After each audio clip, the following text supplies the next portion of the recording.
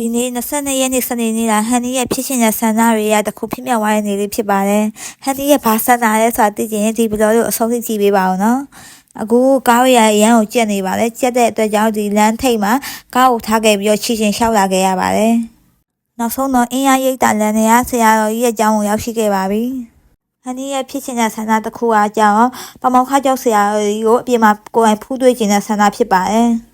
ကိုယ်စိတ်ကိုမနိုင်တဲ့အချိန်တွေဖြစ်ချင်တာတွေဖြစ်မလာသေးတဲ့အခါမှာပူပန်မှုအသွေးနဲ့စိတ်ကြောက်ကြရဖြစ်နေတဲ့အချိန်တွေကြာရင်တော့ပမောက္ခကျုပ်ဆရာတော်ရဲ့တရားရည်တစ်ဆင့်စိတ်ကိုဘယ်လိုမျိုးထားရမလဲပေါ့အဲ့တရားတော်ရဲ့တစ်ဆင့်ကိုတတိကမိလာပါတယ်ဒါကြောင့်ဆာလုံးတဲ့အချိန်တွေဒီညဘက်အိတ်ခန့်ဒီအချိန်တွေဆိုရင်တော့ဖုံဖုံရဲ့တရားတွေကိုဖွင့်ပြီးတော့အများနဲ့နားထောင်ပြပါတယ်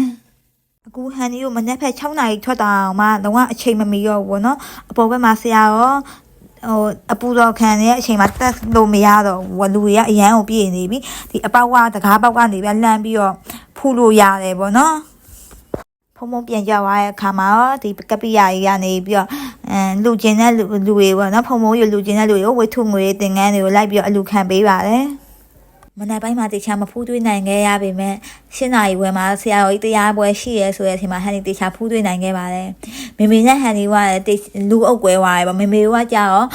ကားပါကင်ထိုးရမှာနဲ့အရင်ဆုံးတွားခိုင်းလိုက်တာတွားခိုင်းတဲ့အချိန်မှာဟန်နီကိုတောင်းတော့ကြာအပေါ်ဘက်မှာပထမအချိန်တော့ကြာသူ့ရဲ့အတိုင်းပဲလေကားမှာပြည့်နေပြီပြီးတော့မှဆရာတော်ကြီးပြန်ကြောက်တော့လူပြန်ရှင်းသွားတယ်မေမေကိုဒါပေမဲ့အောက်မှာကြာလူကလုံးဝတိုးလို့မရဘူးပေါ့နော်အဲ့မေမေကိုဖုံးဆက်ပြီးအပေါ်မှာဆရာတော်ကြီးတရားထက်ဟောမှာဆရာတော်ကြီးတရားပွဲရှိရပေါ့နော်7နာရီခွဲမှာဆိုတော့မမေတို့တော်မနေရာလေးဥပေးပြီးတော့အပေါ်ဆုံးလာခဲ့ခိုင်းတော့မမေတို့တရားနာလိုက်ရပါတယ်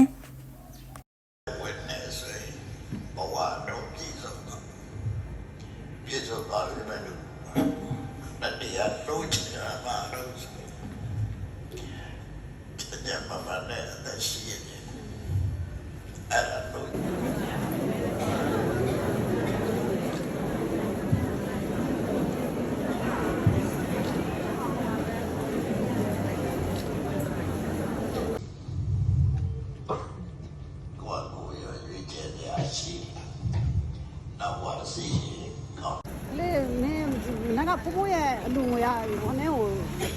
ဖလားနဲ့လာခံတယ်တဲ့ကပိယာကြီးလာခံတယ်ဖုံဖုံရဲ့ကပိယာကြီးဟောအမီလူလိုက်တယ်ဟောအေး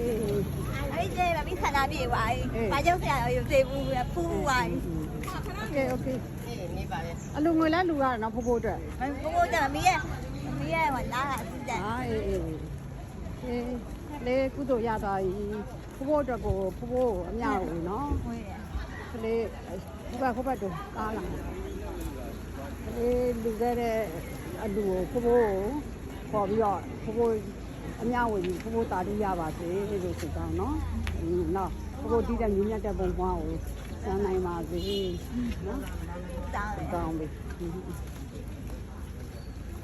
နေ့ပါကျောင်းဆရာကြီးခေါ်တဲ့တရားမီးအမြဲနိုင်ဟုတ်တယ်အဲ့ဒါနာဘူးတဲ့မီးလာဘူးတဲ့တရား